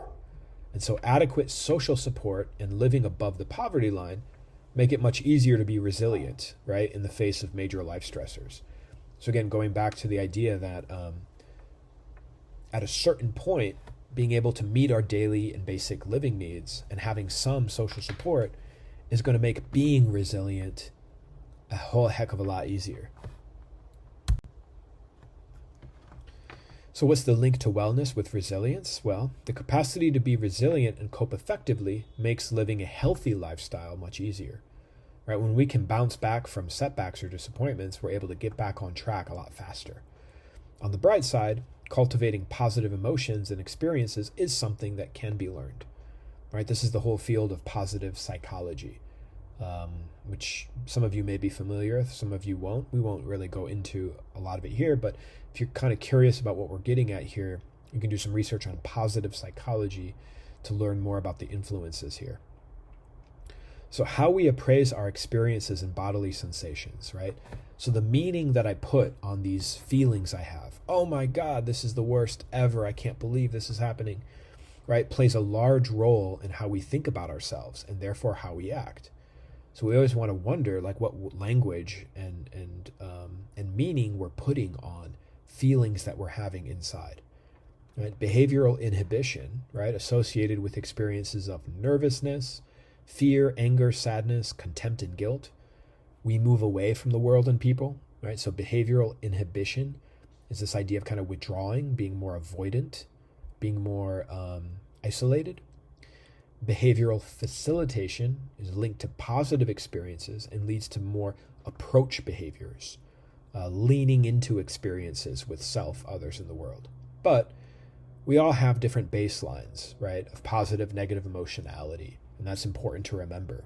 So depending on where my baseline is, that's going to make relative jumps look a lot different from me to another person whose baseline might be way higher than mine or way lower than mine when it comes to both positive and negative emotionality.